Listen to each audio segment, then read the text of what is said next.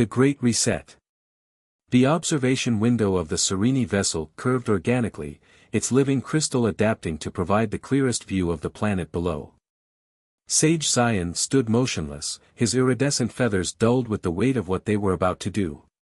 The planet Terra, as they called it, filled the view, a vibrant sphere of blues and greens that had been their greatest experiment for millions of years. "The calculations are final," announced Junior Observer Kane, his voice carrying the distinctive musical tones of their species.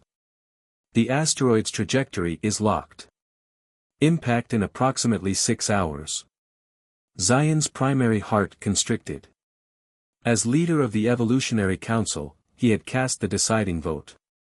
The dinosaurs, their grand experiment in guided evolution, had failed to develop the spark of higher consciousness they had hoped for. Despite their physical dominance and complex social behaviors, they remained bound by instinct, showing no signs of advancing toward true sentience. 200 million years, Zion whispered, his secondary breathing passages letting out a soft whistle of regret. 200 million years of watching, waiting, hoping, and now we must end it all. The ship's organic walls pulsed with a gentle bioluminescence, responding to the collective anxiety of its crew. The Serenity had mastered the fusion of biological and technological systems eons ago, their vessels as much alive as they were machines. But today, even the ship seemed to sense the gravity of their mission. Behind him, senior geneticist Vira approached, her ceremonial feathers arranged in the formal pattern of scientific presentation. "We've completed the final analysis, Sage." While the dinosaurs achieved remarkable physical adaptation and species diversity, their neural architecture remained fundamentally unchanged. The capacity for abstract thought never developed beyond basic problem-solving. Zion nodded slowly. They had debated this conclusion for decades in the High Council chambers back on Velocia, their homeworld. Some argued for more time, others for direct intervention. But their mandate was clear: observe and guide natural evolution, never directly engineer consciousness. That was the founding principle of their civilization, learned through bitter lessons in their own past. "Show me the projection one more time," Zion commanded. The air before him shimmered as Vira activated the ship's organic display system. A holographic representation of Terra materialized, showing the calculated impact point and its aftermath. The asteroid, carefully selected and subtly guided through space, would strike with precisely enough force to trigger a global extinction event without completely sterilizing the planet. "The impact will trigger a cascade of environmental changes," Vira explained, though Zion had memorized every detail. "Global temperatures will plummet after the initial heat pulse. Photosynthesis will be severely reduced for approximately 1,000 years. 90% of all species will be extinct within the first century." "And the survivors?" Zion asked, though he knew the answer. "Small, warm-blooded creatures primarily. Those that can adapt quickly, survive on minimal resources, and—" She paused, her feathers rippling with a hint of optimism, "those with the highest brain-to-body mass ratios." That was the key. Their models suggested that the survivors of this carefully orchestrated catastrophe would be precisely the kinds of species that might, given time and the right evolutionary pressures, develop the intelligence they sought. It wasn't just an ending they were engineering, but a new beginning. "The Council's secondary directive has been implemented?" Zion asked, referring to their contingency plan. Vira's feathers shifted to the formal pattern of confirmation. "Yes, Sage. We've established the automated observation posts in the asteroid belt and on the satellite. They will remain dormant, gathering data and waiting for signs of emerging intelligence. When the time comes, future generations of our people will know when to return." The ship's internal membrane vibrated, signaling that they had reached the final observation position.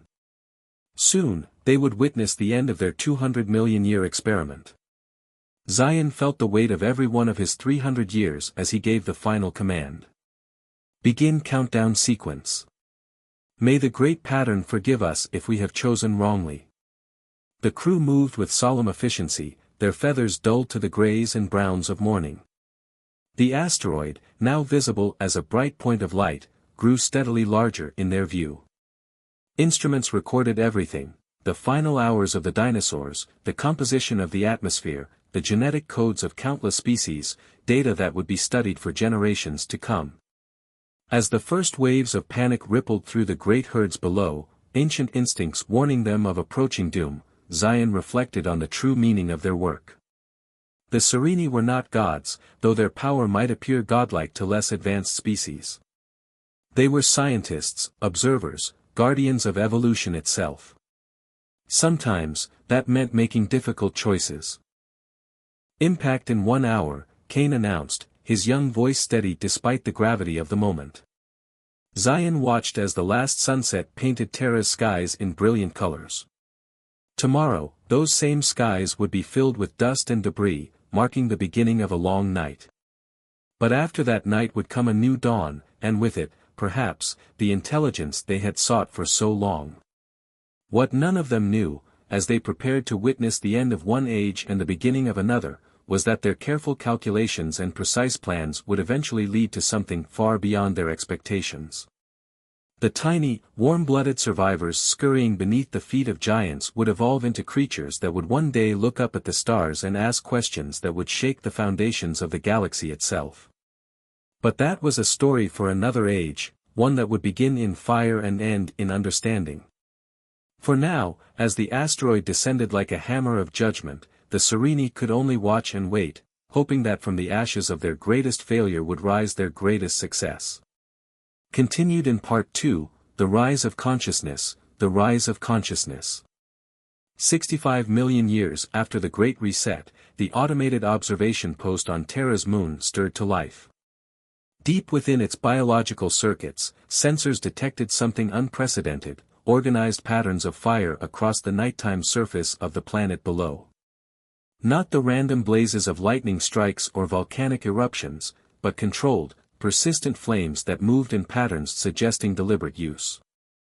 The signal took 43 years to reach Velocia, traveling through the quantum-entangled network the Serini had established eons ago. When it arrived, it caused quite a stir in the High Council chambers. "Impossible," declared Elder Sage Naira, her once vibrant feathers now a distinguished silver. "The evolutionary timeline suggests at least another million years before tool use of this sophistication should emerge." The council chamber, with its living walls that pulsed with the collective excitement of its occupants, had not seen such animation in centuries. The data projected in the center of the room was undeniable: a new species had emerged on Terra, one that had mastered fire, crafted tools, and showed signs of abstract thinking far beyond anything the dinosaurs had achieved. Young Sage Krell, his feathers still brilliant with the colors of youth, manipulated the holographic display. "The genetic markers are fascinating. They appear to be descendants of the small, warm-blooded survivors we predicted, but their development has accelerated far beyond our model's projections." "Show me their neural architecture," commanded High Sage Maris, the leader of this new generation of observers.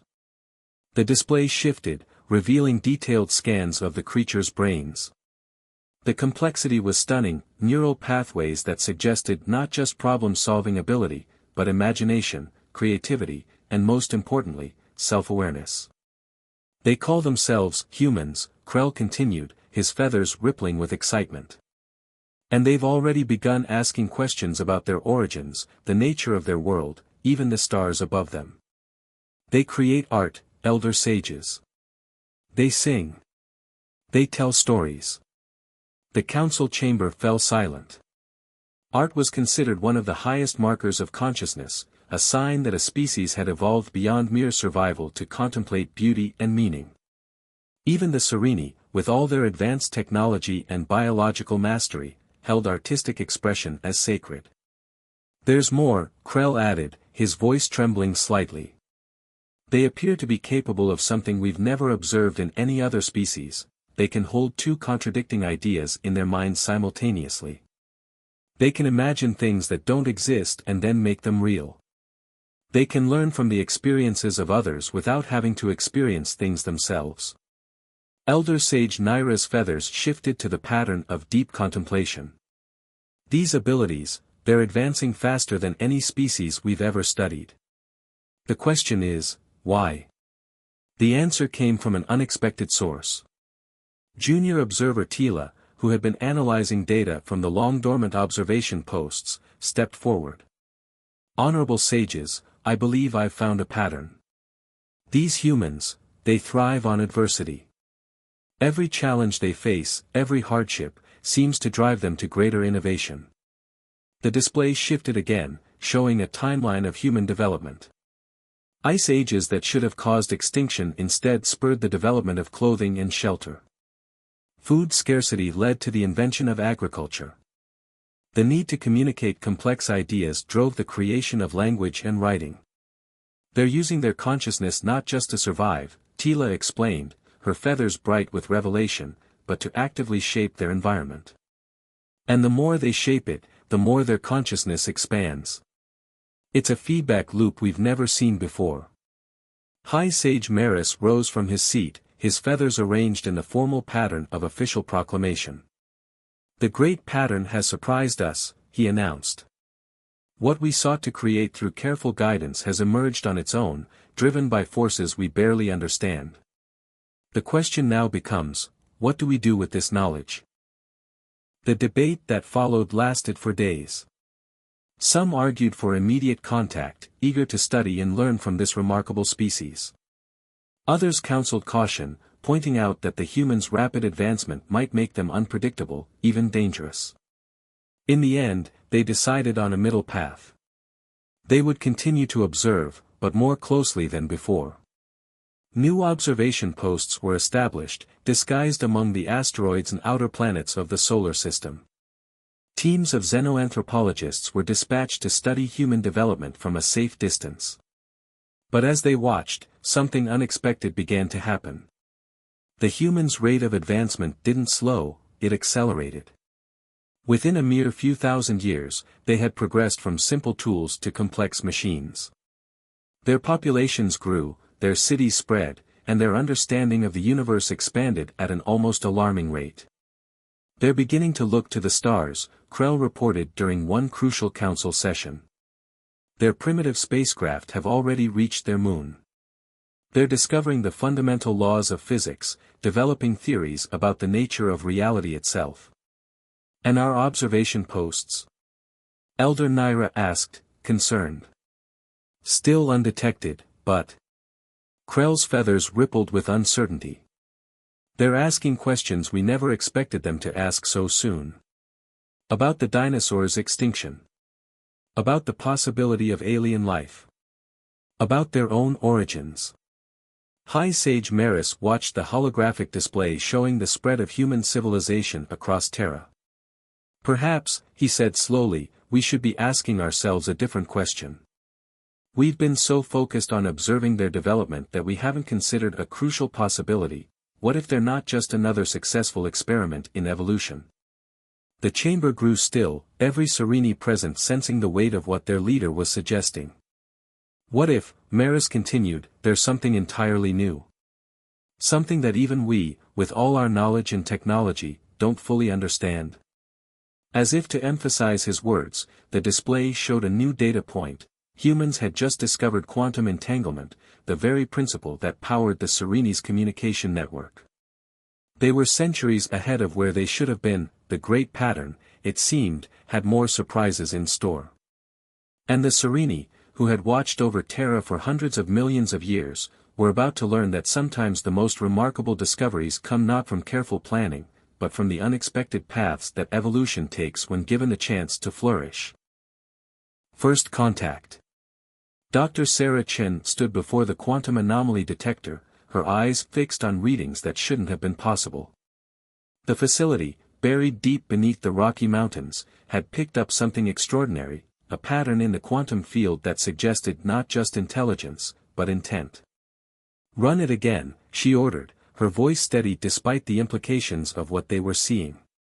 Her team, the best quantum physicists Earth had to offer, had been tracking these anomalies for months. They all pointed to one impossible conclusion: someone was watching. Meanwhile, in high orbit above Earth, the Serene observation post registered an alert that sent waves of anxiety through its organic circuits. The humans had detected their quantum communication network. What had taken other species millennia to discover, humanity had stumbled upon in less than a century of modern scientific development. Aboard the primary observation vessel, High Sage Maris received the news with a mixture of concern and fascination.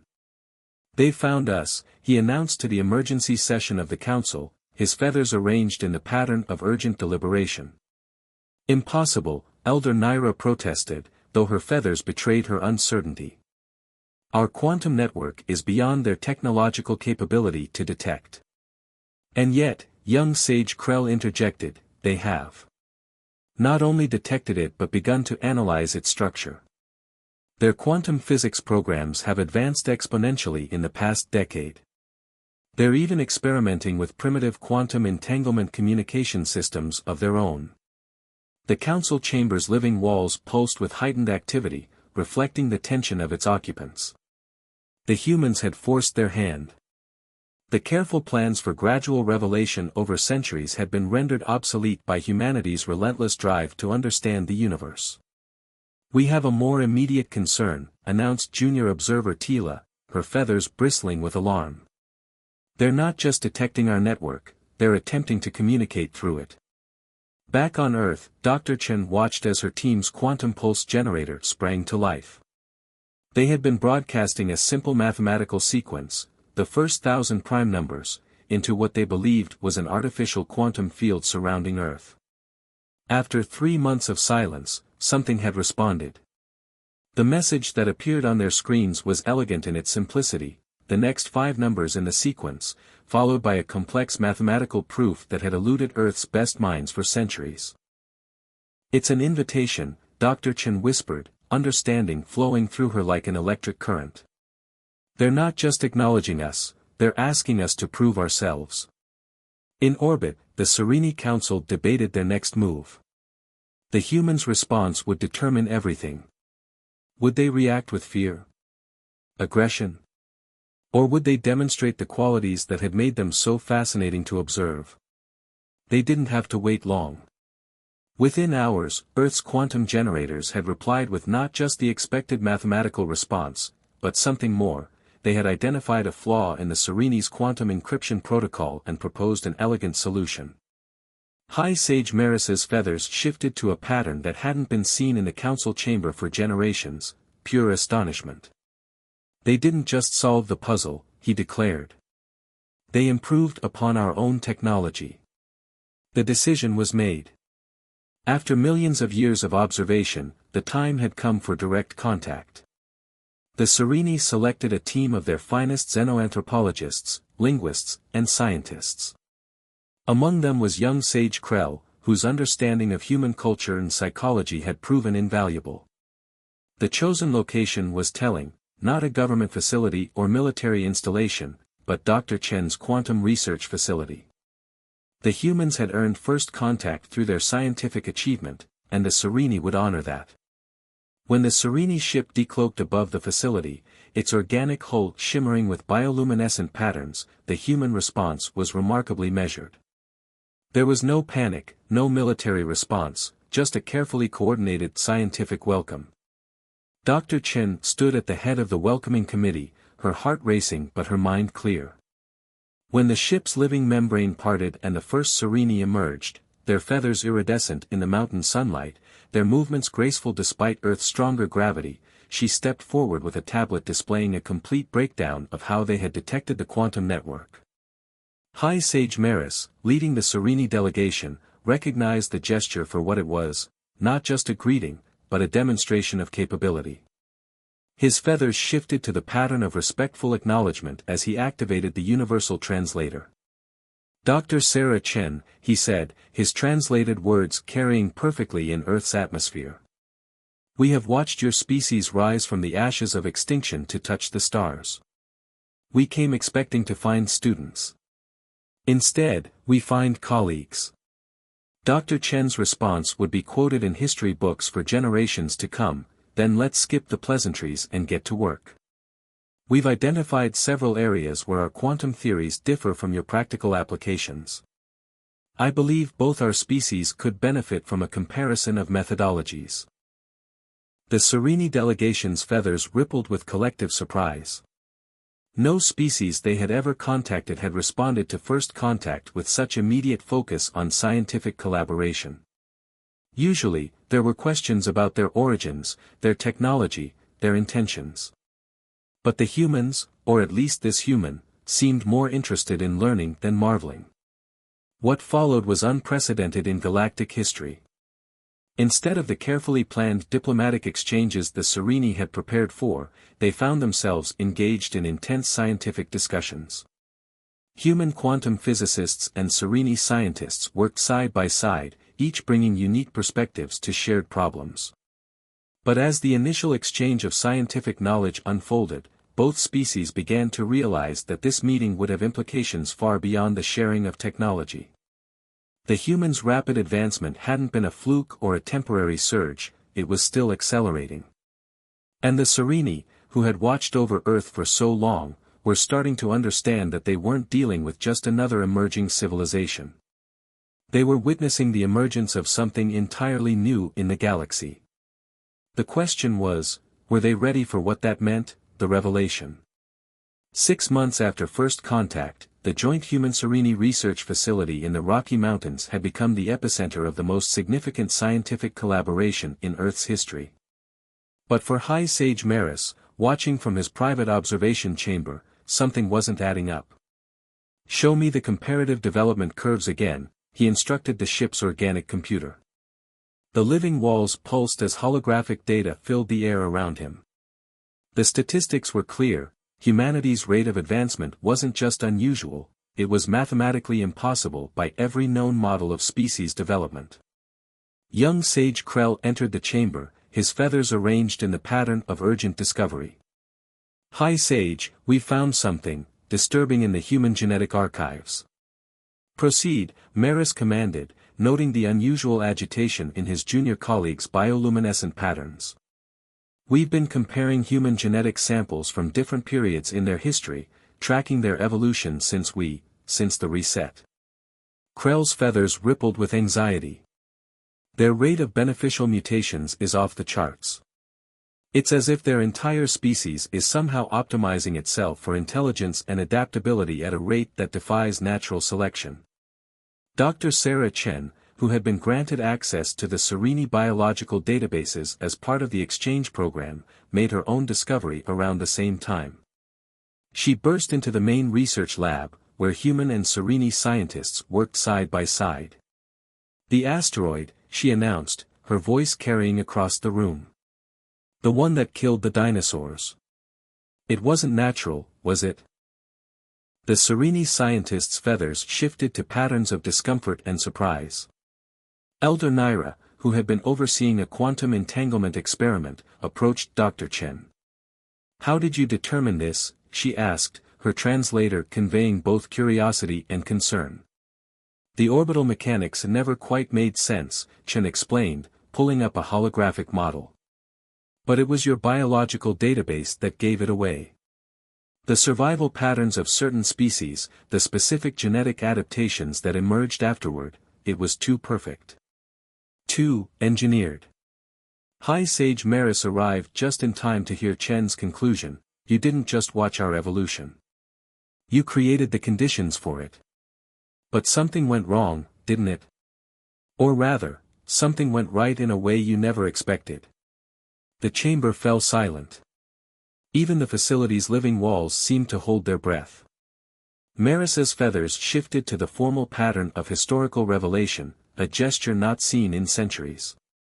"We have guided the evolution of countless species across the galaxy," he began.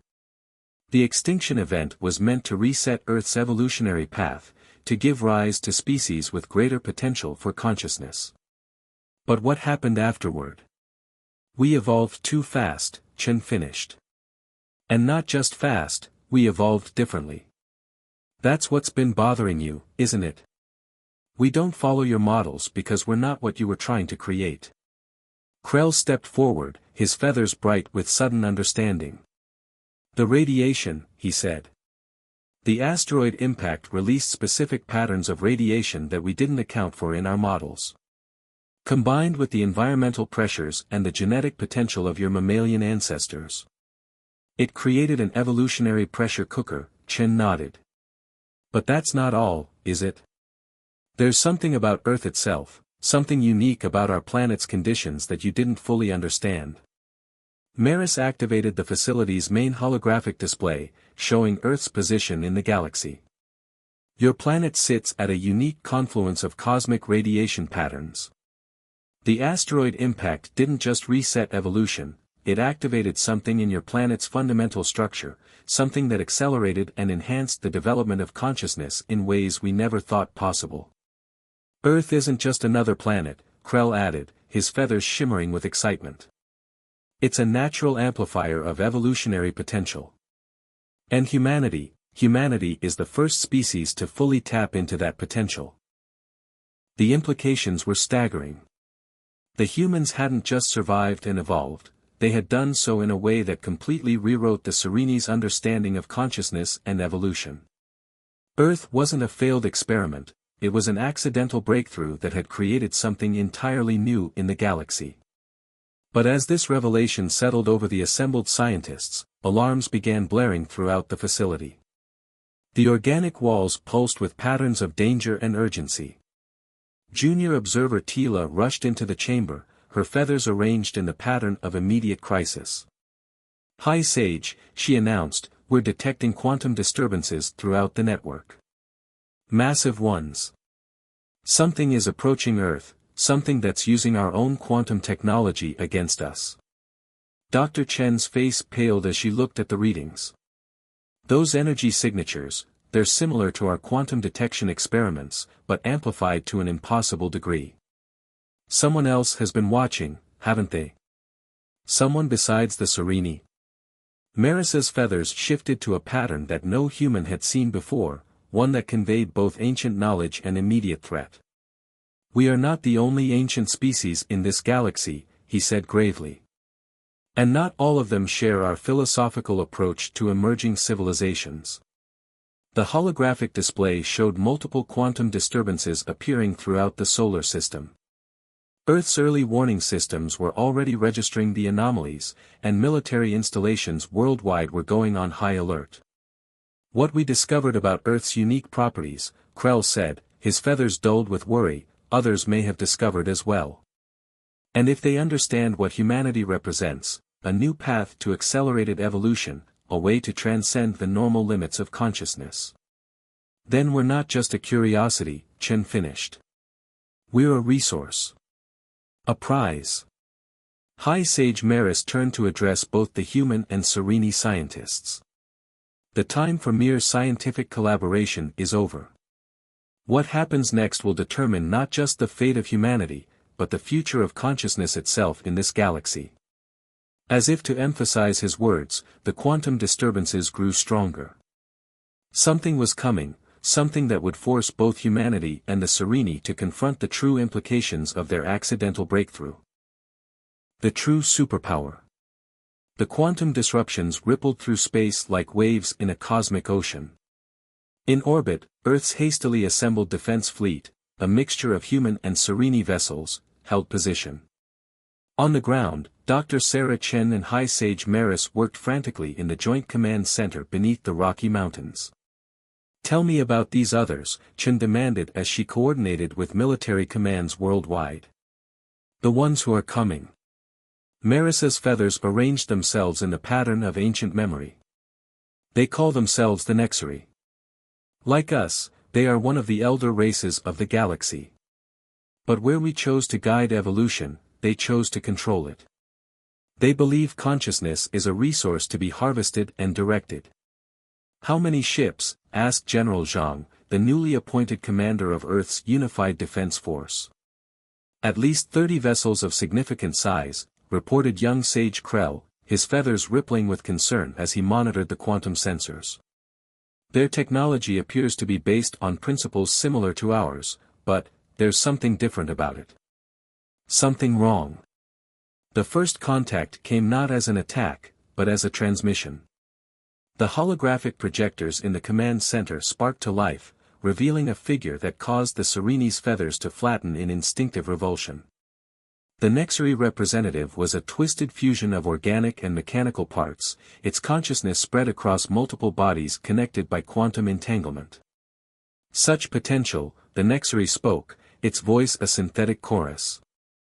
We have watched you, as the Sereni have watched you. But we see what they refuse to acknowledge: you are not meant to be mere observers of the cosmos. You are meant to be its culmination. What do you want? Chen asked, though she already suspected the answer. To complete you, the Nexari responded. Your species has achieved in millions of years what should have taken billions. Your minds are uniquely capable of quantum integration. Join us, allow us to guide your final evolution, and humanity will transcend its biological limitations. High Sage Maris stepped forward, his feathers blazing with rarely seen patterns of defiance. You would destroy what makes them unique. Their consciousness isn't meant to be enslaved to your collective. The Nexari's response was cold. Then we will take what we need by force. The potential of Earth's evolutionary catalyst is too valuable to be left to chance. The transmission cut off. Moments later, the attacks began. Nexari ships appeared through quantum tunnels, their weapons targeting both orbital defenses and ground installations. But something unexpected happened. The human defenders didn't react with panic or disarray. Instead, they demonstrated an adaptability that astonished even their Sereni allies. Military commanders quickly analyzed Nexari attack patterns and developed countermeasures. Scientists like Chen worked to understand and exploit weaknesses in the enemy's quantum technology. Do you see it? Krell asked Maris as they watched humans rapidly modifying Sereni technology to create new defensive systems.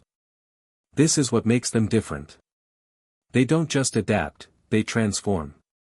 Every challenge makes them stronger. Chen overheard them as she worked.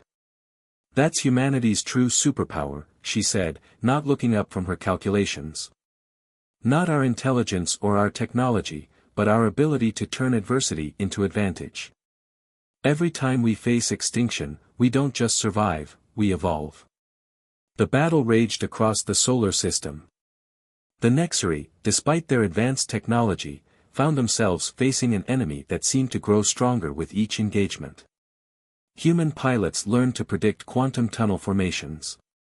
Earth scientists developed ways to disrupt the Nexari's collective consciousness network. But the turning point came from an unexpected source. Dr. Chen, analyzing data from both the Sereni biological database and the Nexari attacks, made a crucial discovery. Their quantum integration, she announced during a lull in the battle. It's not just technology, it's changed their basic consciousness. They've lost the ability to truly adapt because they're all connected, all thinking as one. While humanity's strength, Maris realized, his feathers brightening with understanding, comes from your diversity. Your billions of individual minds, each thinking differently, each finding new solutions, each contributing to our collective advancement while maintaining individual creativity, Chen finished. We're not just a new kind of consciousness, we're a new model of evolution itself. With this insight, the tide of battle turned decisively. Earth's defenders didn't try to match the Nexari's unity. Instead, they embraced chaos, unpredictability, individual initiative. Ships attacked from multiple angles with varying strategies. Ground defenses adapted differently in each location. The Nexari collective, unable to predict or counter so many different approaches simultaneously, began to falter. Their quantum network, designed for unity, became a weakness as human and Sereni weapons targeted the links between their consciousness. In the end, the Nexari retreat was as sudden as their arrival.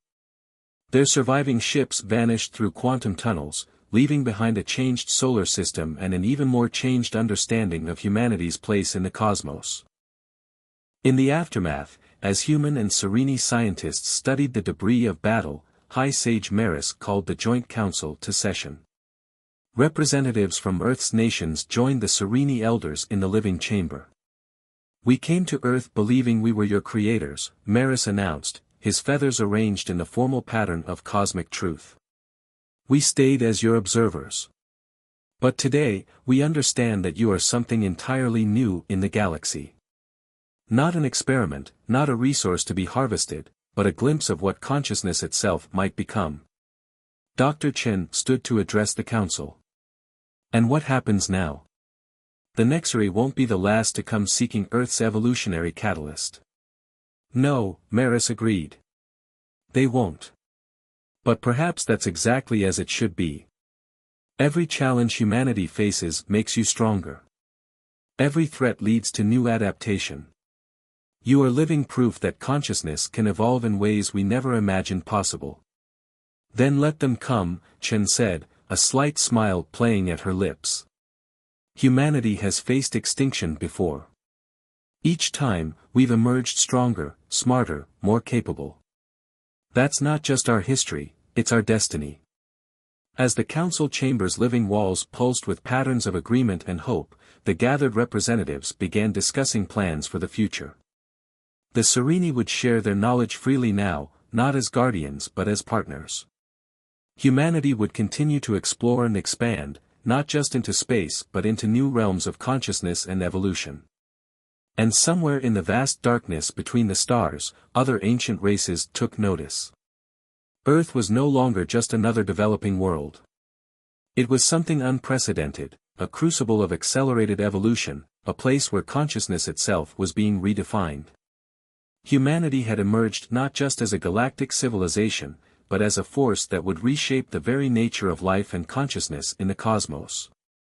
The true superpower, it turned out, wasn't technology or military might.